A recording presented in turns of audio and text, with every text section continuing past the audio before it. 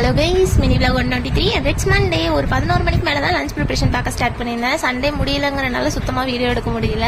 இன்னைக்கு வந்து அவரைக்காய் பொரியல் பண்ணிடலாம்னு சொல்லி அதுக்கு தான் கட் பண்ணி பார்த்துட்டு இருந்தேன். நேற்று வச்சு உப்பு கொண்ட குழம்பு இருக்கிறதுனால வீட்டில் இருக்கவங்க சாதமும் அந்த பொரியலும் வச்சு கொடுத்துட்டோம்னா சாப்பிட்றாங்க. ஆனால் எனக்கு தான் அந்த குழம்பு சுத்தமாக பிடிக்காது. அதனால என்ன பண்ணலாம்னு யோசிச்சுட்டு இருந்தேன். ஃப்ரிட்ஜுக்குள்ளே தான் கோயிலுக்கு கொண்டு போயிட்டு அந்த தேங்காய் எல்லாமே ஃப்ரீசரில் எடுத்து வச்சிருந்தோம். அது அப்படியே இருந்துச்சு. சரி, தேங்காய் சாதம் பண்ணிடலாம்னு சொல்லி மிக்ஸி ஜாரில் சேர்த்துட்டு நல்லா துருவி எடுத்துக்கிட்டேன் தேங்காவை. அது கூடவே தாளிக்கிறதுக்கு பட்டை மிளகா ஒரு 5 போல் எடுத்துக்கிட்டேன். ஏன்னா அதுக்கு வந்து ஸ்பைசஸ் நிறையா சேர்க்க மாட்டோங்கிறனால எனக்கு காரமாக இருந்தால் பிடிக்கும்.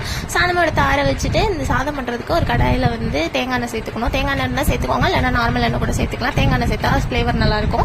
கடுகு உளுந்ததுக்கப்புறமா முந்திரி பருப்பு சேர்த்து வந்ததுக்கப்புறமா வெங்காயம், பட்டை மிளகா, கருவேப்பிலை சேர்த்துட்டு தேங்காய் சேர்த்துட்டு ப்ரௌன் கலர் ஆகிற வரைக்கும் விட்டுட்டு அதுக்கப்புறமா சாதம் சேர்த்துட்டு தேவையான உப்பு, கடைசியாக பெப்பர், ஜீரா பவுடர் சேர்த்துட்டு கிளறிட்டோம்னா சாதம் ரெடி ஆயிரும். இது கூட பெருசாக சைடு டிஷ் வச்சு சாப்பிடணும். இல்லை மொறு எந்த ஸ்நாக்ஸ் இருந்தாலுமே வச்சு சாப்பிடலாம். நான் வந்து பொட்டேட்டோ சிப்ஸ் வச்சு சாப்பிட்டுருந்தேன். உங்களுக்கு பிடிக்காத சாப்பாடு செஞ்சாங்கன்னா இதை சமைச்சு சாப்பிடுங்க. That's mini vlog. Thank you, bye.